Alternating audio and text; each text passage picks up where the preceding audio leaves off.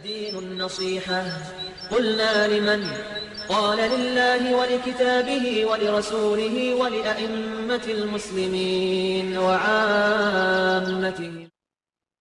الحمد لله رب العالمين والصلاة والسلام على من أرسله الله رحمة للعالمين وعلى آله وصحبه وإخوانه إلى يوم الدين أما بعد. Il n'y a pas de doute que l'être humain est très influençable et facilement maniable. Il y a de cela à peine une vingtaine d'années où être tatoué était un signe de rébellion, de mauvais comportement, qui était plutôt réservé à une catégorie de gens qui se réclamaient pour certains anarchistes, punk, gothiques et même satanistes. Le monde de la drogue aussi. Il y a un milieu plutôt malsain. Qu'en est-il aujourd'hui? Aujourd'hui, il est devenu plutôt rare de ne pas trouver une célébrité qui ne soit pas tatouée. Des acteurs, des chanteurs, des mannequins, des artistes et même des sportifs. Pourquoi je cite les célébrités? Car ce sont eux qui influencent le plus la population. Ce n'est pas par hasard que les plus grandes marques sont prêtes à les payer des millions afin qu'ils arborent leurs produits. Car ils savent que cela va leur apporter beaucoup plus. Car ils savent que justement l'être humain est influençable. Ceci dit, il n'y a pas que le monde du tatouage qui a subi un changement fulgurant ces dernières années. Ce sont les mœurs en général. La règle est que quand on aime quelqu'un, on le suit. Et à force de voir ces célébrités tatouées, cela a évidemment donné envie aux gens de les imiter. Et le monde du tatouage a ainsi subi un énorme succès, à tel point qu'il est devenu presque impossible aujourd'hui de ne pas avoir quelqu'un de son entourage porter un tatouage, que cela soit un membre de la famille, un ami, un collègue, un prof, etc. Le musulman n'échappe pas à cette mode, c'est-à-dire que l'on voit des frères et des sœurs porter des tatouages, et d'autres qui sont tentés de le faire. La question à se poser est la suivante. Est-ce que le tatouage est-il autorisé en islam? L'imam al-Bukhari et Muslim ont rapporté qu'Abdullah ibn Mas'ud radiyallahu anhu a dit لعن الله الواشمات والمستوشمات والنامصات والمتنمصات والمتفلجات للحسن المغيرات خلق الله. Qu'Allah maudisse celles qui font les tatouages, ainsi que celles qui se font tatouer, celles qui se font épiler les sourcils, celles qui se font limer les dents par coquetterie, altérant ainsi la création d'Allah. Le hadith continue, mais ce qui nous intéresse est cette partie-là. Même si c'est le féminin qui est utilisé dans ce hadith, car par nature c'est la femme qui s'occupe plus de son apparence, qui fait plus attention à elle, il n'en est pas moins, cette interdiction concerne aussi bien les hommes.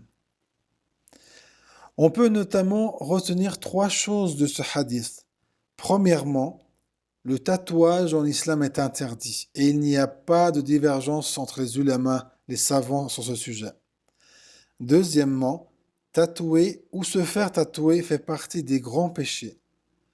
Et troisièmement, la tatoueuse et la tatouée sont maudits par Allah. Cela veut dire qu'Allah les exclut, les éloigne de sa miséricorde et de sa bonté, et sa colère est sur eux. Qu'Allah nous en préserve. On pourrait se poser la question du pourquoi c'est interdit. La raison principale de cette interdiction, comme l'a dit Ibn Mas'ud, c'est l'altération de la création d'Allah. Ce corps est pour nous une amana, un dépôt, un prêt sur lequel on sera interrogé le jour du jugement. Aussi, l'altération de la création d'Allah est une ruse utilisée par Shaitan. C'est un chemin qu'il emprunte pour éloigner les hommes et leur faire commettre cet interdit. C'est Iblis lui-même qui le dit dans la sourate Les Femmes au verset 119. Certes, je ne manquerai pas de les égarer. Je leur donnerai de faux espoirs. Je leur commanderai et ils fondront les oreilles aux bestiaux. Je leur commanderai et ils altéreront la création d'Allah. Et quiconque prend le diable pour allié au lieu d'Allah sera certes voué à une perte évidente. On peut aussi relever le fait que le tatouage est une pratique issue des pays occidentaux et non musulmans. Le musulman doit être vigilant à ne pas tomber dans leurs habitudes. Dans un hadith authentique rapporté par Abu Daoud, on peut lire qu'Ibn Omar radiallahu anhuma rapporte que le messager d'Allah sallallahu alayhi wa sallam a dit Man tashabbaha biqawmin fahuwa minhum. Celui qui imite un peuple en fait partie. Maintenant, prenons l'exemple d'une personne qui s'est fait tatouer avant sa conversion à l'islam et un musulman qui s'est fait tatouer et qui ignorait l'interdiction et un musulman qui savait que cela était interdit mais qui l'a quand même fait. Pour le converti, l'islam efface ce qui le précède, donc il n'est pas jugé sur son passé, sur sa vie avant l'islam. Pour l'ignorant, son ignorance est une excuse. Il se repent de son ignorance et cela lui est suffisant. Et pour celui qui connaissait l'interdiction mais qui l'a quand même fait, lui a commis un péché sur lequel il doit se repentir sincèrement et cela est suffisant pour lui aussi. Car Allah subhanahu wa ta'ala dit dans le Saint-Coran Inna Allah yaghfiru dhunuba jami'a. Car Allah pardonne tous les péchés. Maintenant qu'ils ont appris, regretté, repenti, que doivent-ils faire avec leurs tatouages restés sur leur peau? Les savants disent que si se faire enlever les tatouages peut causer des blessures, des préjudices, des nuisances, ou si la personne n'a pas la capacité financière de payer les frais de cette opération, alors elle n'est pas obligée de le faire. Ses regrets, son repentir est dans ce cas suffisant, car le repentir efface les péchés. Pour illustrer mes propos, je peux vous citer le verset suivant.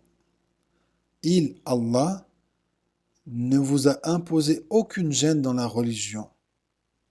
Il y a aussi une règle en jurisprudence tirée d'un hadith qui dit La darara wa la dirar. Nul préjudice en islam, ni à causer, ni à subir. Mais par contre, si la personne elle a la capacité financière de réaliser cette opération sans que cela lui cause une quelconque nuisance que ce soit, alors, comme le dit Cheikh Ibn Baz, rahimahullah, elle doit réaliser cette opération pour effacer ses tatouages de sa peau. Et dans le cas où la personne n'est pas capable de se faire enlever ses tatouages, elle doit, dans la mesure du possible, les cacher de la vue des autres, pour ne pas exposer un péché et ni d'être une tentation pour les autres. Qu'en est-il du tatouage éphémère, constitué par des figures que l'on colle sur le corps et qui s'effacent par la suite?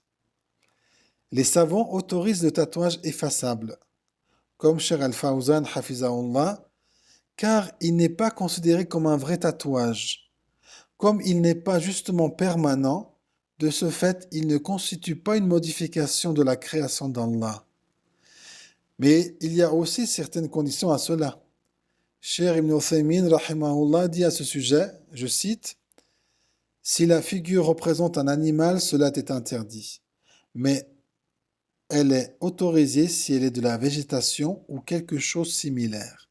Cependant, il est préférable de ne pas l'utiliser parce qu'il est dommage de dépenser pour ces figures.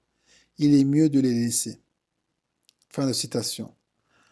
En clair, les croyants et les croyantes sont soucieux du regard qu'Allah le Tout-Puissant porte sur eux, et l'idée même d'une malédiction leur suffit pour s'en tenir écartés. Certes, la malédiction d'Allah est une calamité et un malheur en soi.